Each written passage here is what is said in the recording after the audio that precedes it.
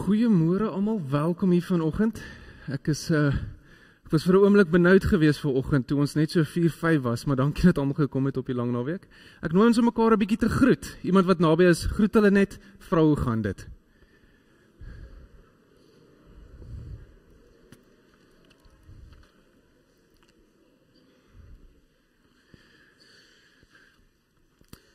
Ek gaan sommer vandag begin en ek wil hê ons moet saam kyk na 'n video as jy lank van agteraf kan speel.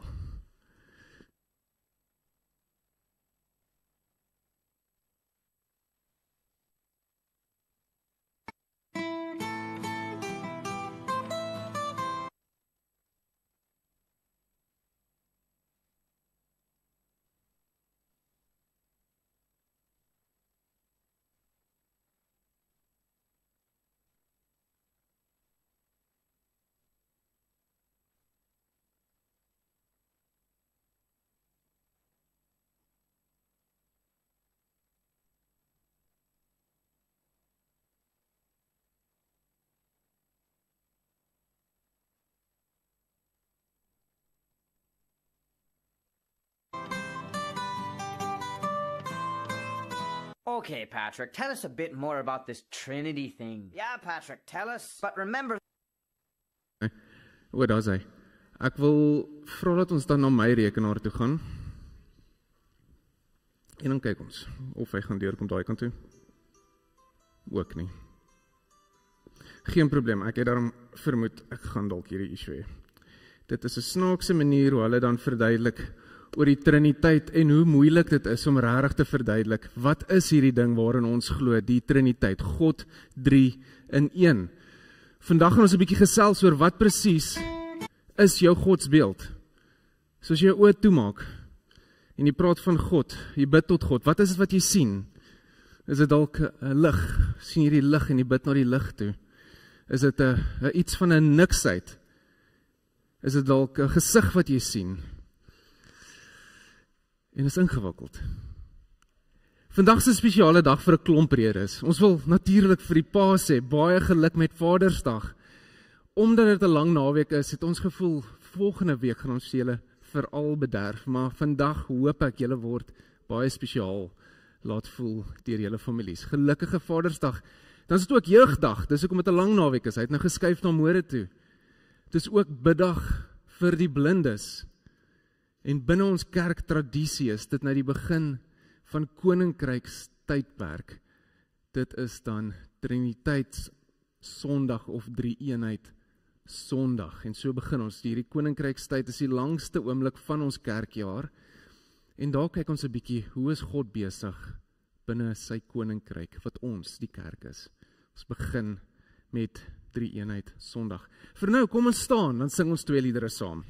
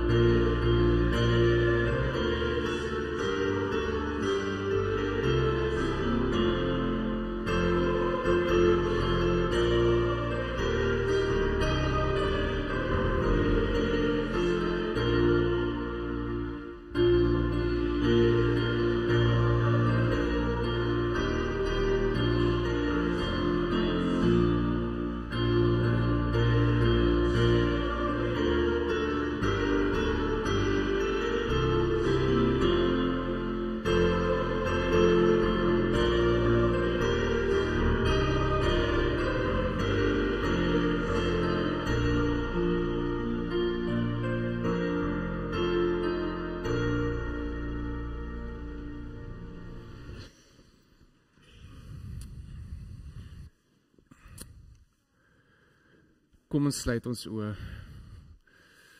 Ons God, dankie vir vandag. Dankie dat ons weer by mekaar is. Dankie Here dat dit U is wat ons by mekaar bring.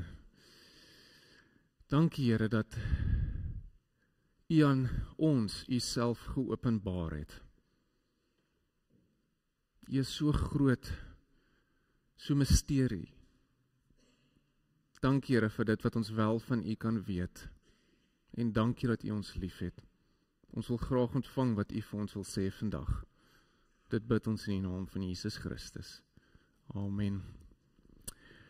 Ek groet julle vanoggend in die naam van God die Vader, van God die Seun en van God die Heilige Gees. Welkom hier vanoggend. Ons gesels 'n bietjie oor ons godsbeeld vandag, oor die Triniteit. En ek wil begin met, hoe het ons nou al, of die mens dan, al God probeer beskryf deur die eeue? Een van hulle was, hy soos 'n horlosiemaker. Vroeg het hulle 'n ander voorbeelde gebruik, maar die wêreld is soos 'n horlosie wat God gemaak het, en hy het dit opgewen, en nou loop die tyd uit. Een keer die werk gedoen, en nou is hy nie meer regtig betrokke nie. 'n ander manier hoe daaroor hierdie al gedink is dat ons is 'n kosmiese eksperiment. God is hierdie wetenskaplike en hy het die eksperiment in die gang gesit en nou kyk hy wat gebeur. 'n onpersoonlike God. Iemand of iets wat net so elke nou en dan kyk, wat gaan hier aan, wat is die tyd nou op hierdie horlosie? Kyk hoe dit besig is om nou uit te loop. Die volgende ene was al, hy is hierdie alomteenwoordige fors. Ons het dalk al die woord Gaia genoem, die Gaia-teorie. Hy is 'n energie. God is oral, hy is alles, hy is eintlik hierdie energie, wat net alles by mekaar hou en alles lewendig maak. En ons kan so ietsie ervaar van dit, maar in geen manier kan ons kommunikeer met hierdie energieveld nie. Ons gebruik maar woorde om dit te beskryf. Skepper, dalk Vader of oppermag. Weereens 'n onpersoonlike God, want met hierdie energieveld kan jy nie 'n verhouding hê nie. Vir ons, die Christene natuurlik, ons glo in 'n drie-enige God. Wat ons al daar gedoen het is, ons het God geplaas in hierdie hiërargie. Vader, Seun, Gees. Vanuit die Vader word die Seun gestuur, die Seun stuur die Gees. Ons het al op 'n paar maniere probeer sin maak van God. Ander het weer gesê, God het die Seun geskep. Daarom is God en Seun, of Vader en Seun, nie dieselfde nie. Seun is eerder hierdie iets van 'n demigod, met net een God. Dis hulle nou probeer verby hierdie ding beweeg, van daar's net een God, wat jy mag gaan bid, in die gebod. Ons natuurlik glo, God is drie-enig. Om hierdie te verstaan het ons nou al metafore probeer gebruik, van die bekendes, en in daai videoetjie wat ek net nou wou speel, dan praat hy so oor hoe belaglik dit is, dat ons God probeer verduidelik met iets soos 'n metafoor, want ons het al goed gebruik soos water.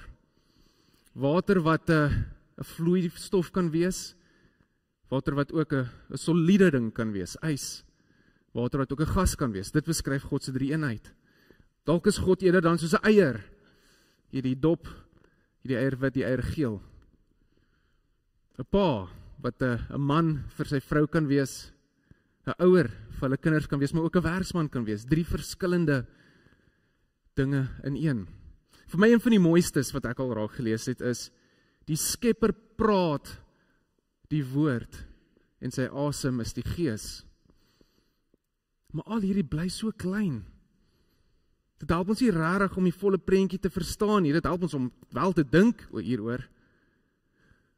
Maar elke keer wanneer jy iets soos die probeer vasgryp, die drie-eenheid van God in 'n boksie, dan is daar ongemak, 'n spanning, ietsie wat nog steeds nie lekker hierso vasgevang word nie, want God is te groot. Ons kan hom nie vasvang nie. So ons praat vandag oor, wat is dit wat ons sê wanneer ons praat oor God?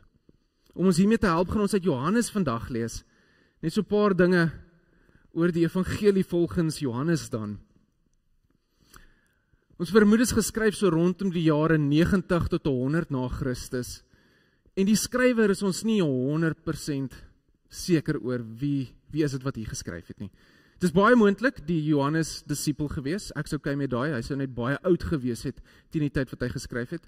Ander sê dis 'n latere Johannes. Ons weet dit was nie Johannes die Doper nie. Hy was al dood teen die tyd. In die boek verwys die skrywer net na homself of verwys na die geliefde disipel of die disipel wat Jesus baie lief gehad het. 'n Sterk opinie oor homself gehad. Nou, Johannes is uniek in hoe hy geskryf is. Die ander drie, die Matteus, Markus, Lukas, praat ons van die synoptiese evangelies, want hulle is so half dieselfde. Probeer ietsie verduidelik van die geskiedenis, wat het histories daar gebeur, probeer die historiese akkuraatheid uitbeeld. Johannes het 'n baie definitiewe geestelike aanslag waarmee hy skryf. En dit vat vir ons niks weg van wat daar geskryf. Dit beteken nie Johannes het iets minder waar geskryf nie. Want wat hy probeer vertel is, wie was Jesus? Nie wat presies het hy gedoen op maandag en toe dinsdag en toe woensdag nie. Wie was Jesus? Hy probeer vir ons ietsie daarvan vertaal in woorde. Nou in ons gedeelte wat ons gaan lees, dis in hoofstuk 16, so daar het al 'n paar dinge gebeur. Meeste van Jesus se aardse werk het hy klaargemaak. Hierdie is sy laaste gesprek wat hy nou het met sy disippels. Ons praat van die bokkamer gesprek. Dis nou net voor Jesus gekruisig sal word. Jesus het al vroeër die aand die disippels se voete gewas. Judas was al aangewys en het al weggegaan. So daar's eintlik net 11 disippels daar in die bovertrek. Jesus het al vir Petrus gesê, jy gaan my verraai.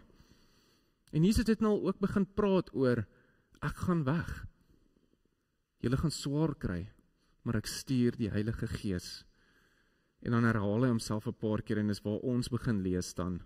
Johannes 16 vers 5 tot 15.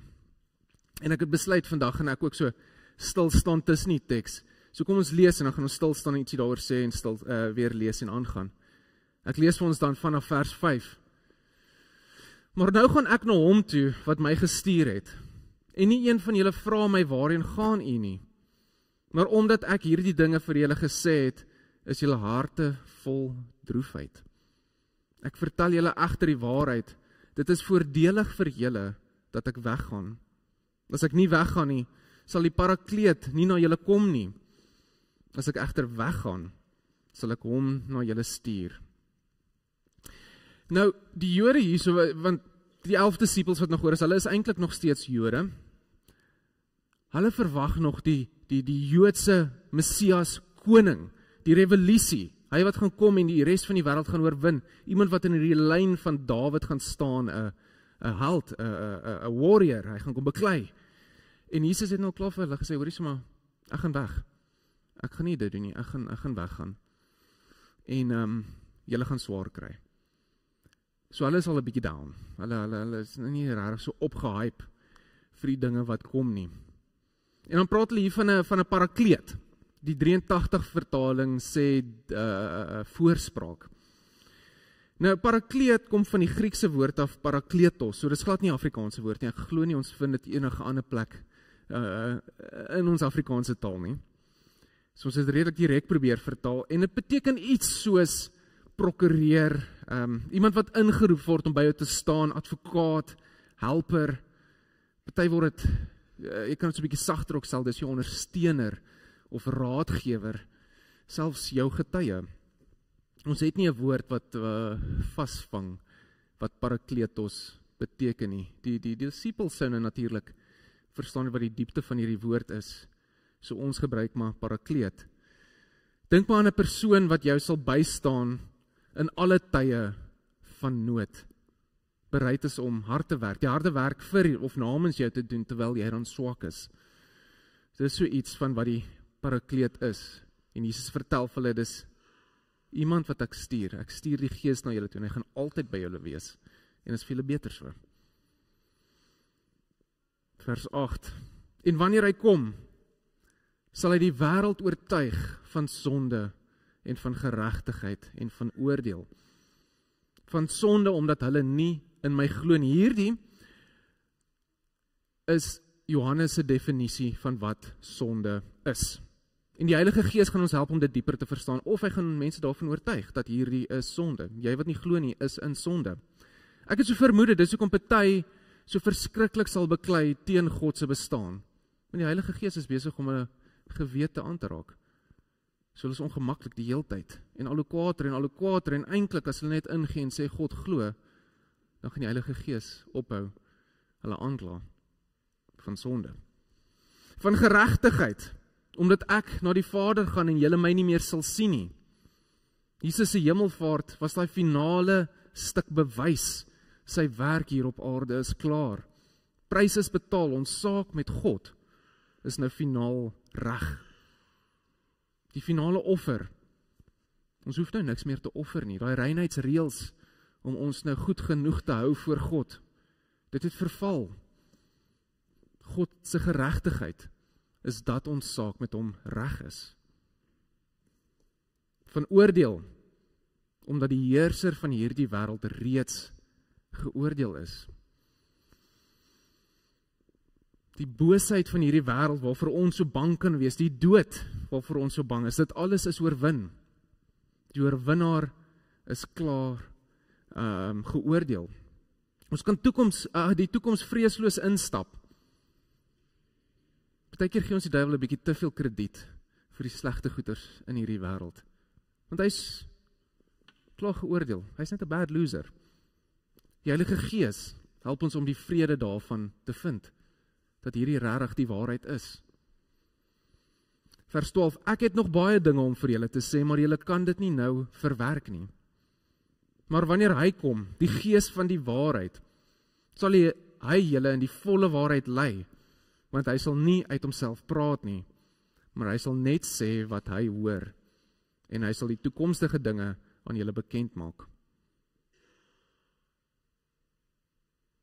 Daar is dinge hierso wat die disippels net nie kan verstaan nie. En dit maak sin, hulle het nog nie Heilige Gees nie. Ons is gewoond aan hierdie idee van Heilige Gees, God met ons. Vir hulle is dit 'n heeltemal eintlik 'n nuwe konsep. Dinge wat hulle nie kon verstaan nie, byvoorbeeld is hoekom dit voordelig is dat Jesus moet weggaan. Jesus is 'n mens. Hy's op een plek op 'n slag. Die Gees word nie soos dit beperk nie. Hulle kon daai nog nie snap nie, want hulle wil vashou aan Jesus wat hier voor hulle is. Die een wat hulle vertrou. Here, jy wat nou by ons is. Nou, die duiwel is klaar geoordeel vir sy arrogansie dat hy dink hy regeer hierdie wêreld. Maar 'n aardse koning, iemand wat op 'n fisiese troon gaan sit, waarna ons kan gaan, sou net nie kon doen wat Jesus gedoen het nie. Dit sou nie die wêreld verander het nie. Dis weer 'n tydelike oplossing. Hulle kan dit nog nie gesien het nie. Die Heilige Gees moes hulle kom oortuig daarvan. Hy sal my verheerlik, omdat hy dit wat hy van my sal ontvang, aan julle bekend sal maak. Alles wat die Vader het, is ook myne. Daarom het ek gesê, wat hy van my ontvang, sal hy ook aan julle bekend maak. Hierdie gedeelte is nou nogal belangrik, juis omdat die disippels is benoud. Alles wat hulle gedink het ons hier op pad is. Jesus sê, ek gaan nou weggaan. En ek stuur vir julle iemand anders. Maar hulle vertrou nog nie hierdie iets anders wat nou kom nie. Dis om hulle gerus te stel, om te sê, hoor hierso, die parakleet wat kom, hy gaan net vir julle sê wat ek vir hom vertel, so wees rustig, julle kan hom maar vertrou. Gemoedsrus. Jesus wat vir oulaas eintlik hulle troos en sê, alles gaan oukei wees. Watch this space. Dit gaan beter gaan. Julle kan dit net nie nou sien nie. Maar sodra ek die parakleet stuur, dan gaan julle dit kan sien. Maar wat doen ons nou met iets soos hierdie? Hoe help 'n gedeelte soos vandag ons om te dink oor God? Hoe help dit ons met ons godsbeeld? Nou Andrei Rublev het in die vroeë 1400s het hy hierdie geverf. Dit is 'n kleiner stukkie van 'n groter prent of 'n groter ikoon. En hy probeer hierso 'n stuk teologie met ons deel, 'n stuk teologie vertaal in kuns. En die doel is nie hierso om nou 'n gebod te probeer breek nie, want hy beeld die Triniteit daaruit. Daar is ander interpretasies ook, maar hy probeer vir ons ietsie deel van hoe ons kan, of ons help om te dink oor God en die Triniteit. Hierdie ikoon word ook die Triniteit genoem, met God wat dan nou rondom in sy 3 forme, 3 persone rondom 'n tafel staan. Ag sit. En hulle word so uitgebeeld in 'n sirkel as prins, sodat mense oë moet so bietjie wonder. Dit moet nie regtig op een van hulle gaan stil staan nie. Juis om hierdie gevoel te skep dat daar 'n gelyke vlak. Nou as jy fisies gemeet van bo na onder gaan jy sien, hulle is nie presies op dieselfde vlak nie. Dis kom so 'n sirkel uitgebeeld is sodat dit vir ons voel. Hulle sit op hierdie selfde vlak. Beeld iets uit van daardie spanning wat ons beleef wanneer ons dink oor God 3 enig. Daar's 'n spanning, ietsie van 'n paradoks wat ons nie lekker kan vashou nie. God wat 3 is, God is 1. Nou die woord persoon wat ons gebruik as ons sê God se 3 persone, kom van persona af. Dit is 'n Griekse woord en beteken masker. In die antieke dae sou met die teaters, sou daai akteurs in die teaters net mans mag gewees het. Nou in die ding wat hulle dan opvoer is daar verskillende rolle en partykeer is dit selfs vroulike rolle, maar net mans mag daar wees. Dan het hulle verskillende maskers wat hulle aansit. Nou is hulle die vrou, karakter A, karakter B. En daai woord vir maskers is wat ons nou het as persone. En dit beteken nie God dra 'n masker sodat op een oomblik is hy Heilige Gees en dan die volgende oomblik is hy Vader en die volgende oomblik is hy Seun nie. Hy is al 3 hierdie persone op dieselfde tyd. Dis hierdie spanning wat ons vashou, waarmee ons so bietjie sukkel. Dis ook of laat ek sê God lewe bestaan binne 'n verhouding met homself. Ons lees dit al in Genesis 1, op praat hy, kom ons skep die mens. God bestaan binne 'n verhouding met homself. En dis wat ons hier raak sien. Ons kan ook dink aan dalk dansers. Tannie Dina is nie hier vanoggend nie. Sy sal vir ons baie mooi kom vertel hoe as 2 dansers regtig sinkroniseer, dan raak hulle een. En daai ding lyk pragtig. Nou tradisie loop met hierdie ikoon. As mens kyk onder, ek dink julle kan sien, onder die koppie of beker op die tafel is daar so klein blokkie. Dat daar 'n speeltjie daar so in was. Met hierdie hele idee dat as jy gaan staan en jy kyk na hierdie prent, dan sien jy jouself raak. Presies of as prins so uitgebeeld dat dit moet die illusie skep, hier is nog 'n 4de stoel en ek wat kyk is die een wat op hy stoel sit. Want ons word ingenooi in hierdie feesmaal in. Ingenooi in hierdie verhouding in wat God met homself het. Ingenooi na God se maaltyd toe. Nou, ikone, ons is so bietjie ongemaklik met dit, want daar is goeters in die Bybel wat sê, jy moet nie God probeer uitbeeld nie. Dit was altyd so geteken, dat dit nie 'n grens gehad nie, geen borders gehad nie. En daarmee probeer hulle dan sê, ek gryp nou ietsie vas hierso, en ek kan net tot hierso skilder, maar daar is nog baie meer wat ek nie geskilder het nie. 'n Eerlikheid daarmee, dat hierdie is nie die volledigheid van God, wat hulle probeer vasvang nie. Dit sê net ietsie van God, waarmee ons dan ook, of dit kan ons help, dink daaroor. Ons word genooi om aan God se tafel te kom sit. Maar weer eens, hierdie is maar 'n metafoor, en 'n metafoor kan ons nie regtig so ver vat nie. Ons kan nie God probeer vasvang nie, en ek wil hê julle moet dit besef. Dis nie wat ons probeer doen met iets soos 'n prentjie hierbo nie.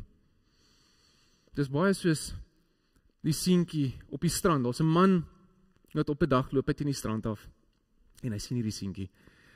Maar julle weet hoe opgewonde seuns veral kan wees. Hulle giggel soms so vir hulle self terwyl hulle besig en dis waarmee hy besig is. My ma het al vertel, dis wanneer sy geweet het ek gaan nou droog maak as ek so begin giggel. En hy giggel, maar hy het 'n emmertjie en hy gooi water in 'n gat wat hy gemaak en hardloop hy weer strand toe, kry nog, hardloop terug en gooi weer water in die gat. En al die pad glimlag hy en giggel vir homself en hy is so besig en opgewonde en die man stap nader. En vra van, hoorie, so waarmee is jy besig? Hy sê, ek gooi die see in hierdie gat. Dis hoe dit is om God te probeer vasvang in enigiets. Dit is 'n onmoontlikheid. Dit kan nie gebeur nie. Net omdat ons iets van God sê, beteken nie ons vat alles van hom vas, verstaan na alles van hom nie.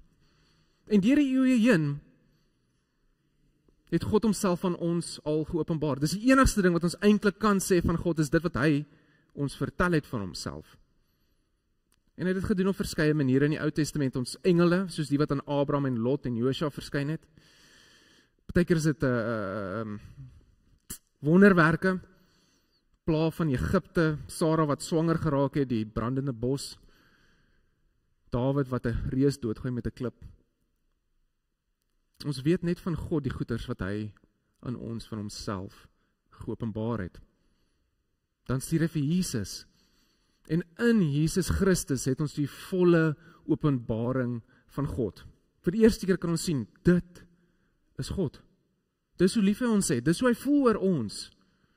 Dis hoe graag God 'n verhouding met ons wil hê. Dis hoe graag God wil hê, daar moet niks tussen ons wees nie. 'n Volle openbaring van God. Nou natuurlik, daar was sonde wat in die pad gekom het. Jesus kom vat dit weg. Sonde is vergewe. Die dood is nie meer 'n einde nie. Ons lewe nou saam met God en ons gaan vir ewig saam met hom lewe. Alles sodat ons hierdie uitnodiging net kan aanvaar. Want dis wat God wil hê. Dat ons in 'n verhouding met hom is. Dat ons hierdie uitnodiging aanvaar. Dat ons deelneem aan hierdie dans wat God met homself het. Hierdie is die waarheid wat die Heilige Gees aan ons kom openbaar.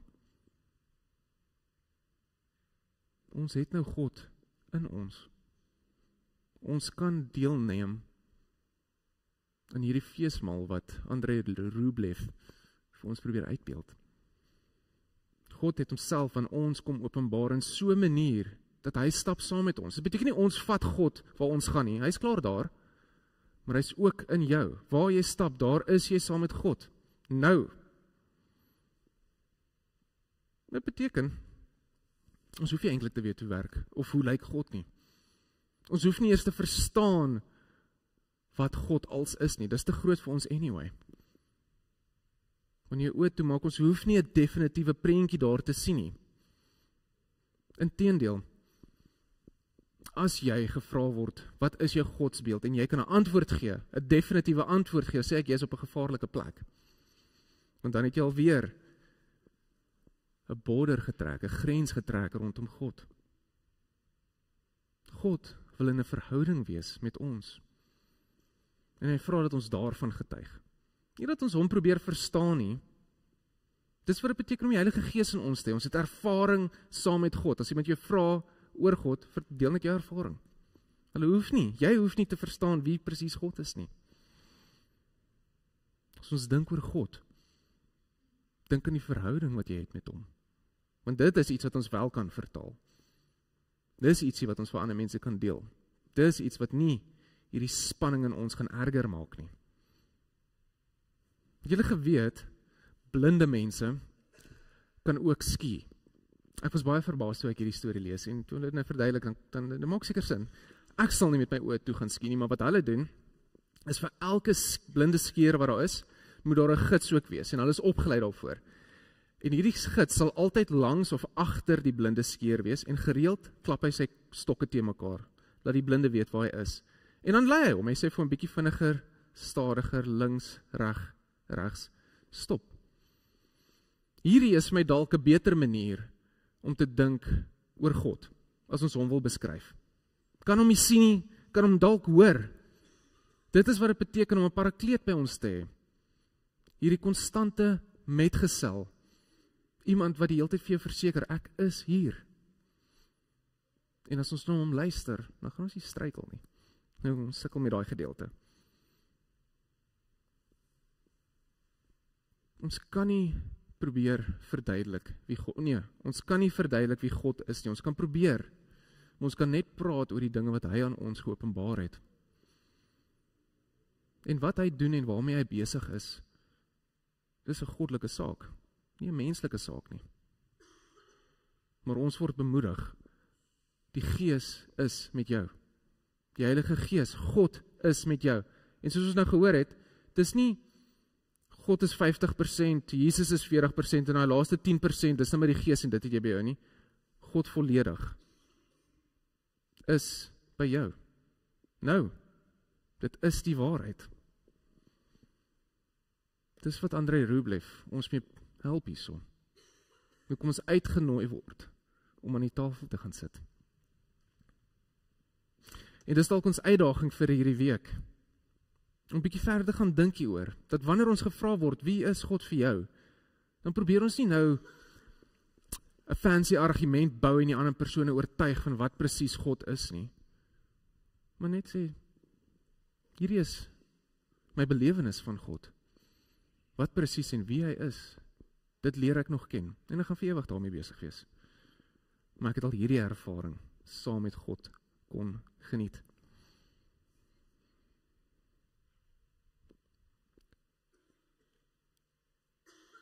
Ek wil ons nooi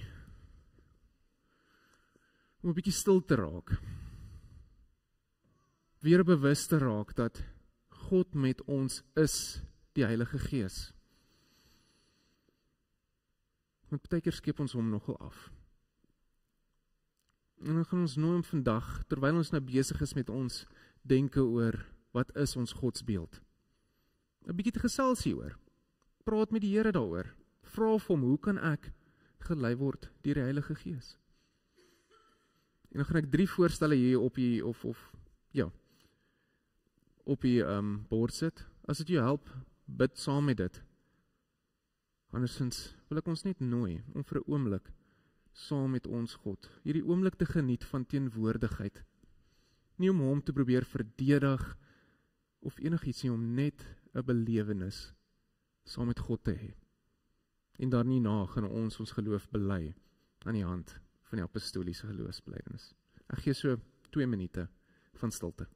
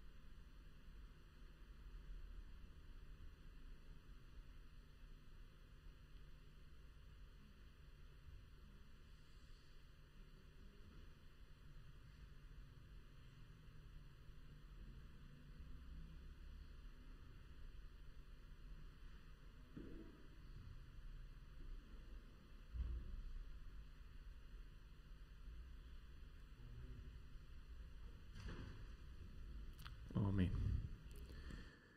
Kom ons staan en bely ons saam, hierdie is die God waarin ons glo.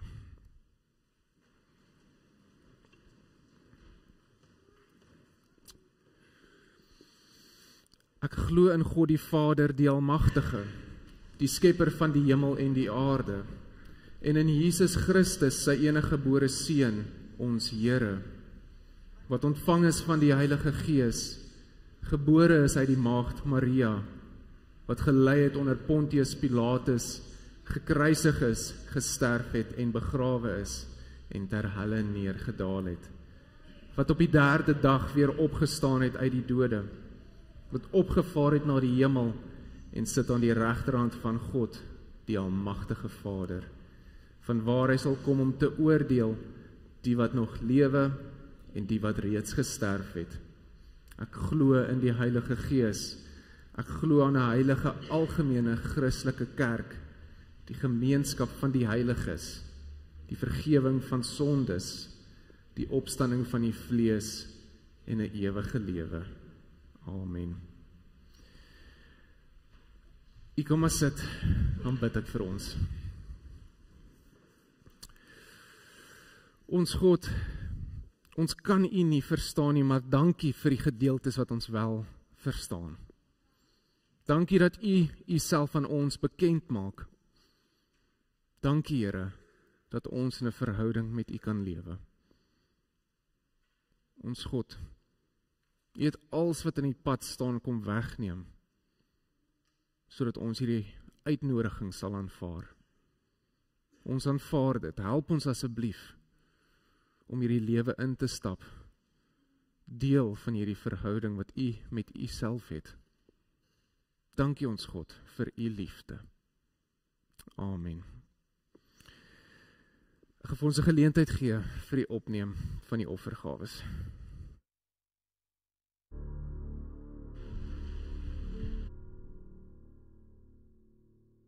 'n Paar enkele afkondigings wat ek wil uitlig. Ek wil net weer herinner, vaders, ons is baie dankbaar vir julle. Volgende week gaan julle bederf word en is maar net omdat ons het klaar verwag. Hier gaan min vaders vandag hier wees. Dan, daar's 'n damesoggend wat op pad is, 21 Junie. Daar het ons, Krishna Du Plessis. Krishna Du Plessis wat met ons gaan kom gesels, of met die dames kom gesels oor Siyabonga en die bediening waarmee hulle besig is. Daar's 'n vroue shelter, as ook 'n kinderhuis wat hulle ondersteun. As julle wil kom hoor daaroor, dalk deel raak, kinderhuis. As julle Alrisa Kutse gaan ook met ons daar so 'n bietjie gesels, ons ander dominee, mevrou dominee. As julle daarin belangstel, asseblief gee julle name op by die kerkkantoor by Lydia. Dit kos niks nie. Julle is welkom om net te kom deelneem daaroor. En dan 'n enkele een wat nou nie dit gemaak het tot op die papiertjies nie. Hierdie week begin ons met 'n jong volwasse Bybelstudie. Ons gaan donderdag begin om 18:30. Julle is welkom. Dit gaan by my huis wees by die pastorie. Kontak my as jy belangstel.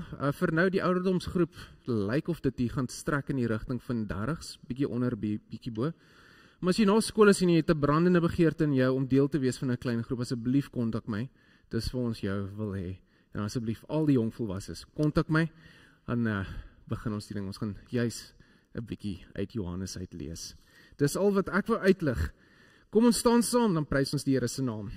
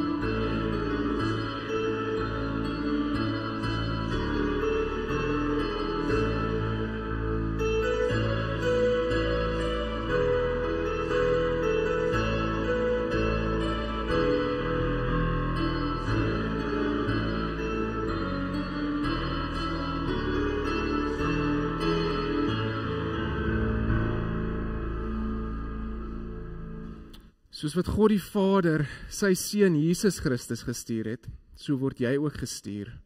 God is met jou. Gaan in vrede. Amen.